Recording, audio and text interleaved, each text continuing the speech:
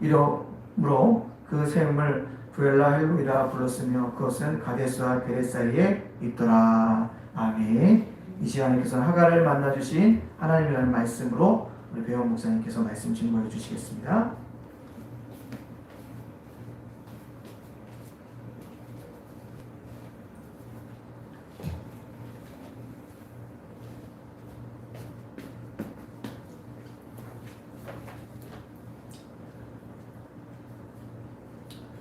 여러분, 하갈이라는 여인을 아시나요? 애굽 사람입니다. 사레의 여종이에요. 아마도 아브라함과 사레가 애굽에 내려갔다 올라올 때 종으로 얻은 것 같아요. 하갈은 종이기 때문에 본인 의사와 상관없이 아브라함의 아이를 가지게 되었습니다. 그러다 자신에게 주도권이 생겼다고 생각한 것 같습니다. 사레를 멸시합니다. 사레가 가만히 있을 사람이 아니지요. 사레가 고통을 줍니다. 이것을 성경은 학대라고 표현합니다. 장차 이스라엘 백성이 애굽에서 받는 그 고통과 같은 단어예요. 이스라엘 백성이 고된 노동으로 말미암아 탄식하며 부르짖어요. 비명소리가 들립니다. 으악 으악. 그 비명소리를 하나님께서 들으세요. 하갈은 사레의 학대를 견디다 못해 도망합니다. 하갈의 이름 뜻이 뭘까요? 도망자입니다. 하갈이 어디로 도망했겠어요? 자기 고향인 애굽으로 향하게 됩니다. 아이를 임신한 몸으로 110km 정도, 고속도로를 차로 달리면 1시간 남짓되는 그 거리를 일주일 정도 홀로 힘겹게 광야 여행을 하는 겁니다. 누군가의 도움이 절실히 필요한 때 과연 내가 이렇게 고향으로 향하는 것이 맞는가?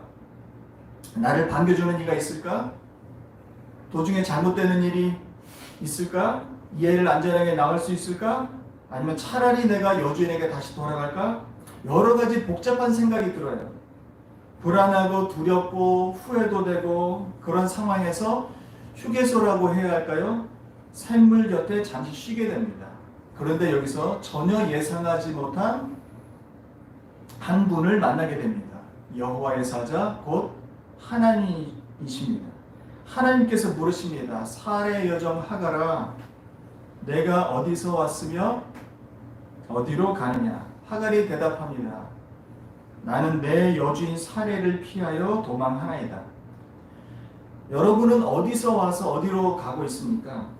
혹시 광야 같은 이 세상에 혼자 힘겹게 여행하고 있다는 생각이 들지 않으십니까? 내가 이 방향으로 가는 것이 맞는가? 내가 언제까지 버틸 수 있을까? 내가 다른 일을 시작해볼까?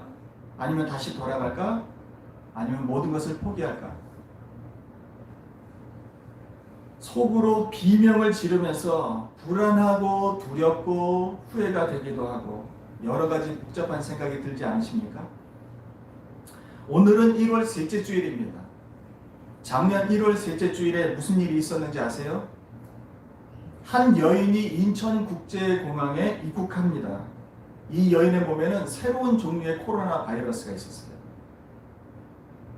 그 다음날 월요일 우리나라 최초로 코로나 확진을 받게 됩니다. 세계보건기구가 신종 코로나 바이러스를 처음 보고받은 날은 2019년 12월 31일입니다. 그때까지만 해도 우리는 송구영신 예배를 드리면서 저마다 새 소망을 가지고 마음이 부풀어 있었지요. 새해는 뭔가 잘 될 거야. 좀 더 나아질 거야. 다시 일어설 수 있을 거야. 내가 열심히만 하면 되겠지. 그런데 그런 벅찬 꿈과 소망도 한 달을 넘기지 못하지요. 일상이 변했습니다. 보통 정상이 아닌 것을 영어로 abnormal이라고 불러요. 비정상. 그런데 이 비정상이 정상의 자리를 차지하게 되었어요. 그래서 우리는 그것을 new normal, 새로운 정상, 새로운 일상이다 이렇게 부릅니다. 학생들이 학교에 가지 못해요. 성도들이 교회를 오지 못해요. 직장인들이 직장에 가지 못합니다. 그러니까 집에서 근무를 하니까 편할 것 같은데 실제로는 집안일도 안 되고 회사 일도 안 됩니다. 집에 있는 시간들이 많으니까 실제로는 우리가 생각하기로는 가족들과 허먹해질 것 같은데 실제로는 다투는 시간이 더 많아집니다. 내가 갈 수 있는 곳도 많지 않고 사람들은 내가 일하는 곳, 내가 장사하는 곳에 오지 않습니다. 처음에는 3개월, 6개월 이 정도면 끝나겠지 하다가 1년이라는 세월이 흘러갔습니다. 곳곳에서 비명소리가 들립니다. 여러분은 무엇이 가장 고통스러운가요?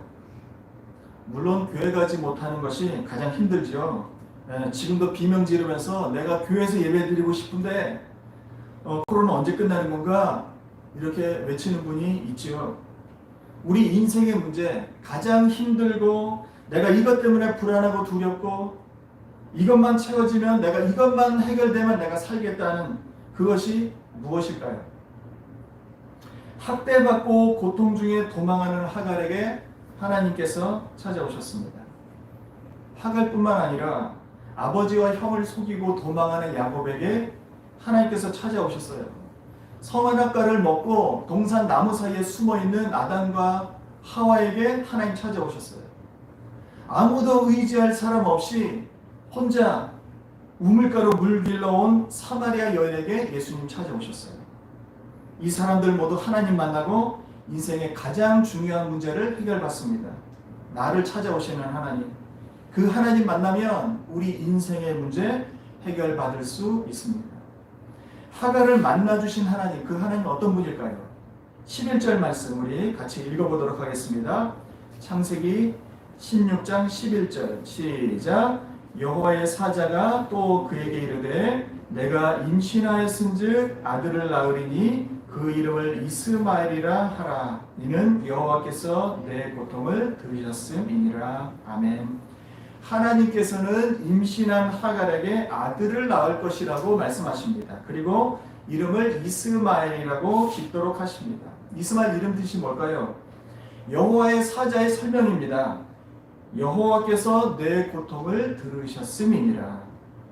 실제 이름 뜻은 간단해요. 하나님께서 들으신다. 하나님께서 들으신다. 가운데 스마, 샤마거든요. 들으신다는 거예요. 엘 하나님. 하나님께서 들으신다. 나중에 아브라함이 이삭을 낳고 이삭이 야곱을 낳고 그 야곱이 아내를 낳습니다. 첫 아내 이름이 레아입니다. 레아가 남편에게 사랑받지 못했어요. 너무 속상하고 힘들어요. 어떻게 하면 좋을까? 내가 아들을 많이 낳으면 남편이 마음이 나에게 돌아설까? 하나님께서 그 마음 아셨어요. 첫 아들 주시고 둘째 아들 주셨습니다. 둘째 아들 이름이 시므온입니다. 시므온 이름 뜻은 하나님께서 들으신다.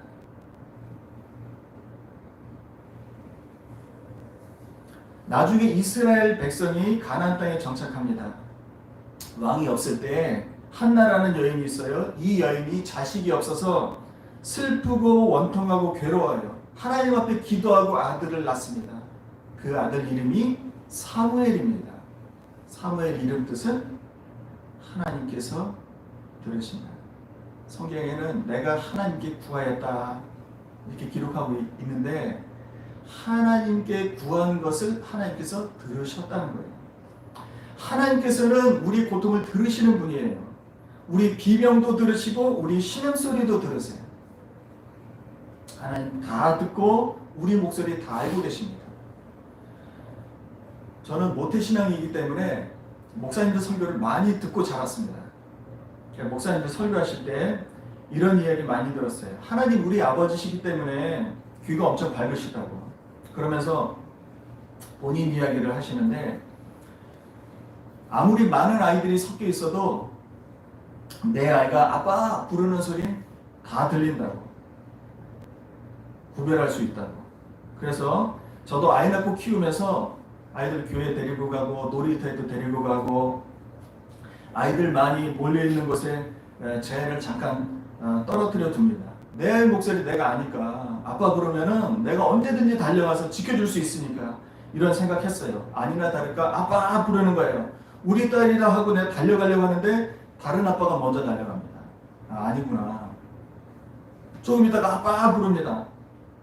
제가 엉덩이를 때리고 하는데 다른 아빠가 또 먼저 달려갑니다. 그때 알았어요. 아, 목사님들 이야기를 다 믿을 수는 없구나.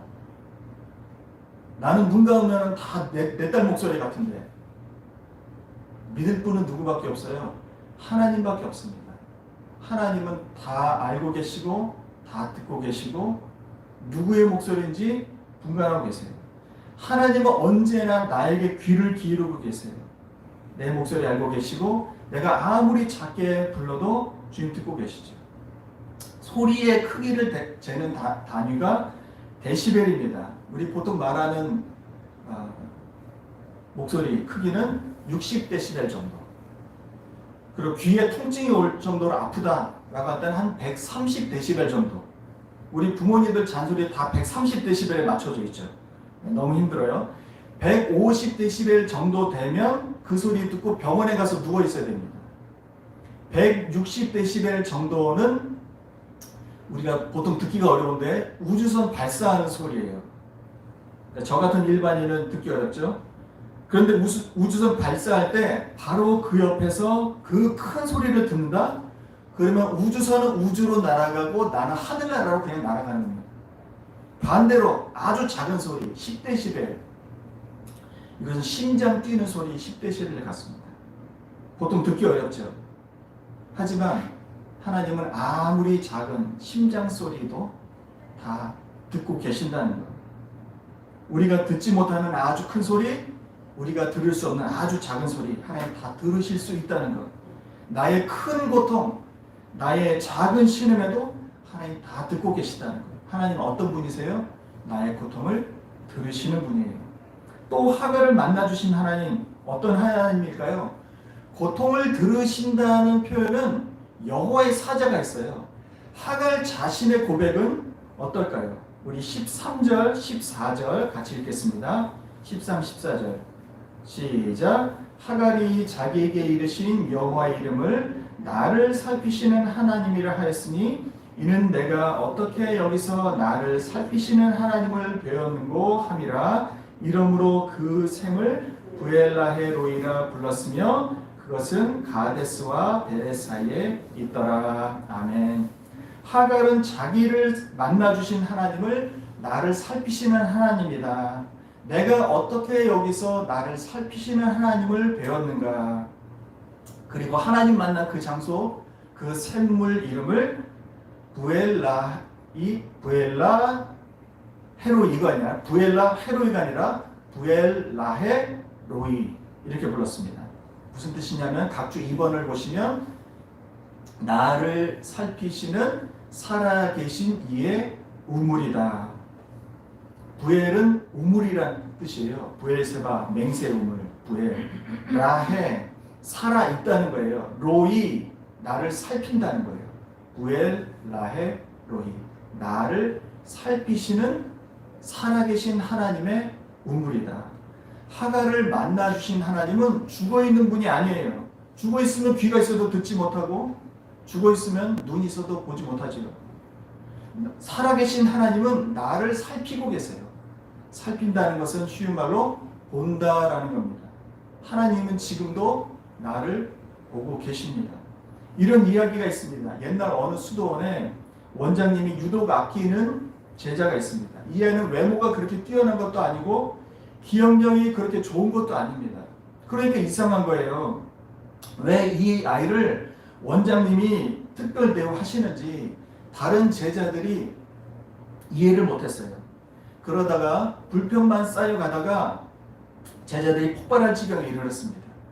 어느 날 수도원 마당에 다 모입니다. 원장님께 따졌어요. 원장님은 왜 제자들을 공평하게 대우하지 않으시고 그렇게 편애를 하십니까?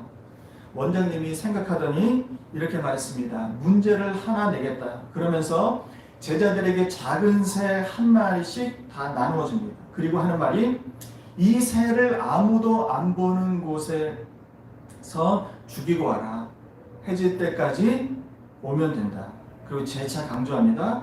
반드시 절대로 아무도 안 보는 곳에서 죽여야 한다. 이 말 듣고 제자들이 다 흩어집니다. 해질 때가 되었습니다. 제자들이 하나둘씩 모여듭니다. 수도원 마당에는 죽은 새의 시체가 쌓여가기 시작해요. 그런데 원장님이 특별히 사랑하시는 그 제자는 아직 보이지 않습니다. 한참이 지나서 그 아이가 헐레벌떡 뛰어옵니다. 그리고 손에는 아직 살아있는 그 작은 새를 가지고 와요. 제자들이 그 모습을 보고 비웃습니다. 저 바보, 쟤는 원장님이 뭘 시키는지도 모르나 봐. 원장님이 그 아이에게 질문합니다. 새를 죽이지 못한 이유가 뭔가? 아이가 대답합니다. 원장님께서는 아무도 안 보는 곳에서 새를 죽이라고 하셨잖아요. 그런데 아무리 조용하고 으슥한 곳을 찾아봐도 그곳에는 하나님께서 지켜보고 계셨어요. 그래서 새를 죽일 수 없었습니다.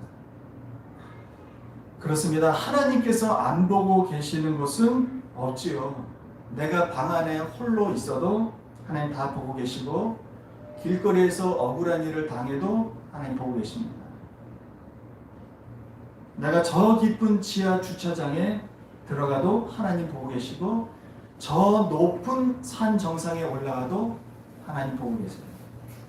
하나님은 좋은 일이든 슬픈 일이든 다 보고 계시고, 환한 낮이든 캄캄한 밤이든 졸지 않으시고 나를 지켜보고 계시는 분입니다. 여러분, 하나님 보이세요? 안 보이세요? 하나님 안 보이죠. 우리는 하나님을 볼 수 없지만 하나님은 지금도 나를 지켜보고 계시는 분입니다. 또 하갈을 만나주신 하나님 어떤 분이세요? 나를 위해 행하시는 분입니다. 성경 표현대로 하면 나와의 약속을 지키는 분이세요. 하나님께서 약속하셨어요. 하갈에게 어떤 약속을 하셨는가? 10절 말씀 같이 읽어보겠습니다. 10절 시작. 여호와의 사자가 또 그에게 이르되 내가 내 씨를 크게 번성하여 그 수가 많아 셀 수 없게 하리라. 아멘. 하갈이 지금 어떻게 될지 모르는 상황에서 내 씨를 크게 번성하여 그 수가 많아 셀 수 없게 하겠다 약속하십니다. 든든한 말씀이고 위로가 되는 말씀이죠. 한시름 놓게 됩니다. 이제 불안한 마음이 가라앉기 시작합니다. 그런데 한편으로 이런 생각도 듭니다. 과연 믿을만한가? 그 약속 지키실까? 날뿌지지 않을까? 여러분 어떻게 생각하세요? 하갈이 하나님 만난 이 이야기는 앞뒤로 아브라함이 하나님과 언약을 맺은 이야기 사이에 놓였습니다. 이 말이 무엇인가 하면 이 이야기들 사이에는 공통적으로 흐르는 중심 주제가 있다는 겁니다. 그 무엇일까요? 하갈 이전의 이야기가 무엇인가 하면 아브라함과 조카 롯이 헤어지게 됩니다. 하나님께서 아브라함에게 말씀하세요. 보이는 이 땅을 내가 너와 내 자손에게 주겠다. 내 자손이 땅의 티끌처럼 많아지겠다. 그리고 시간이 지나서 하나님 또 아브라함에게 말씀하십니다. 밖으로 나와서 저 하늘의 별들을 세봐라. 내 자손이 별들처럼 많아질 것이다. 그리고 하나님께서 언약을 세우세요. 아브라함이 짐승들을 가지고 와서 반으로 다 쪼갭니다. 하나님께서 횃불의 모양으로 그 사이를 지나가시는 거예요. 무슨 뜻일까요? 내가 약속을 지키지 않으면 내가 이 쪼갠 짐승들처럼 될 것이다. 죽겠다는 거죠. 그 말은 반드시 너와의 약속을 지키겠다는 겁니다. 이게 중심 주제예요. 약속을 지키시는 하나님. 그리고 하갈 이후의 이야기. 하나님께서 아브라함과 언약을 맺기 위해서 또 나타나세요. 나는 전능한 하나님이다. 아브라함이 들을 때는 웃음밖에 안 나오죠. 자손을 땅의 티끌처럼 주겠다. 하늘의 별처럼 주겠다. 약속 안 지키면 내가 죽겠다. 라임이 잘 맞죠? 내가 죽겠다.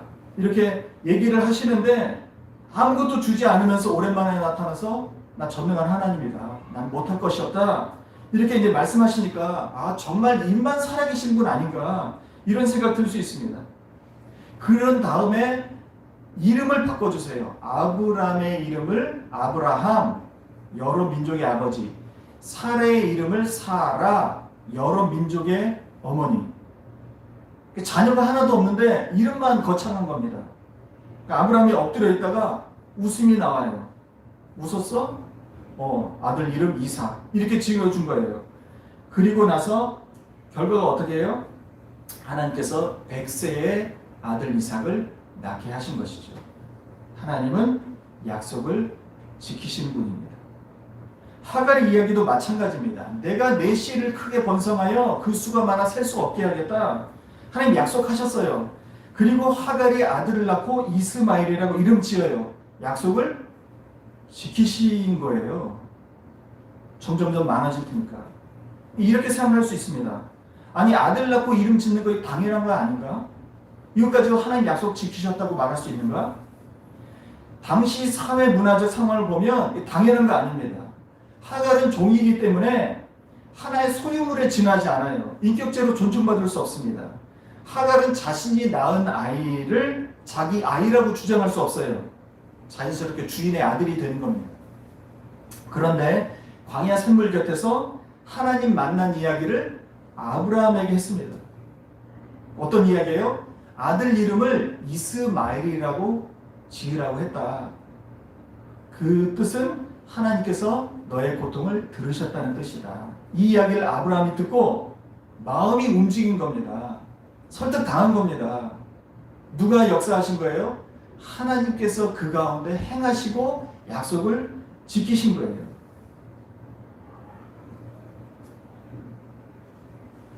그래서 다른 이름이 아니라 이스마엘이라는 이름을 짓고 사레의 아들이 아니라 하갈의 아들로 남게 된 겁니다.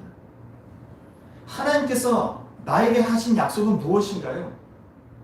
세상 끝날까지 너와 함께 하겠다 약속하셨죠.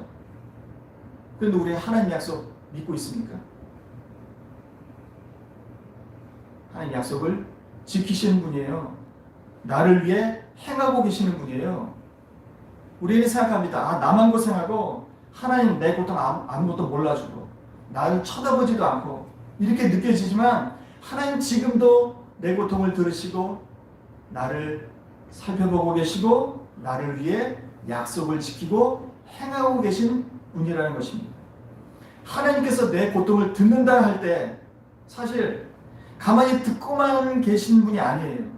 하나님께 들으신다는 것은 그 말 속에 응답하신다는 의미가 포함되어 있는 겁니다. 아이가 거실에서 혼자 놀다가 으악 하고 비명 지릅니다. 그러면 우리는 듣고 있죠? 아, 비명 지르고 있구나. 아프겠구나. 나 듣고 있다. 이렇게 생각합니까? 으악 비명을 지르면 내 몸이 반응하죠. 나도 모르게 뛰어가서 아이가 어떠한지 살펴보게 됩니다. 듣는다는 것은 듣고만 있다는 것이 아니에요. 알고만 있다는 것이 아니에요. 응답한다는 겁니다. 또 본다는 것, 하나님 나를 살피신다, 보신다 할 때 가만히 보고만 계시는 분도 아니에요. 예수님께서 제자들과 따로 떨어져 계신 적이 있습니다. 제자들이 새벽 가장 캄캄할 때 갈릴리 호수 한가운데 폭풍을 만납니다. 온 힘을 다해서 노를 저어도 앞으로 전진할 수가 없어요. 그렇다고 가만히 손을 놓고 아무것도 하지 않고 기다릴 수도 없는 그런 상황에서 밤새도록 폭풍과 사투를 벌이니까 몸이 점점 탈진이 됩니다. 아, 이러다가 죽는구나. 제자들이 생각하면서 누구 생각이 날까요? 아, 예수님 도대체 어디 계시지? 예수님 뭘 하고 계시지? 내가 이렇게 힘든 걸 알고 계시나? 고생하는 거 알고 계실까? 너무 힘들다. 과연 예수님 어디서 뭐 하고 계셨을까요? 예수님 혼자 산에 계셨습니다. 캠핑하고 계셨을까요? 기도하고 계셨습니다. 누구를 위해서? 힘들게 노젓고 있는 제자들을 위해서 기도하고 계셨습니다. 그리고 그 바다 한가운데, 호수 한가운데 있는 제자들을 바라보시면서 기도하셨어요. 예수님 눈이 얼마나 좋길래 그 캄캄한 밤에 호수 한가운데 있는 제자들을 보실 수 있을까요? 갈릴리 호수는 남북으로 21km, 그리고 동서로 12km, 10km 이 정도 됩니다. 그러니까 예수님 계신 곳에서 제자들이 있는 그 호수 한가운데 짧게 잡아도 한 4km, 5km 정도 되죠. 독수리 시력이 5.0이랍니다. 10km까지 볼 수 있답니다. 예수님께서는 독수리의 눈을 가지고 어둠을 뚫고 제자들을 바라보고 계신 거였어요. 하지만 예수님 무작정 바라만 보고 계시지 않았습니다. 제자들이 가장 힘들 때, 가장 괴로울 때, 비명 지르면서 도와달라고 울부짖을 때, 가장 적절하게 예수님의 도움이 필요할 때 예수님 어떻게 하셨어요? 그 5km 되는 물 위를 걸어서 제자들에게 오신 것이죠. 여러분 어디로 가고 있습니까? 어디로 향하고 있습니까?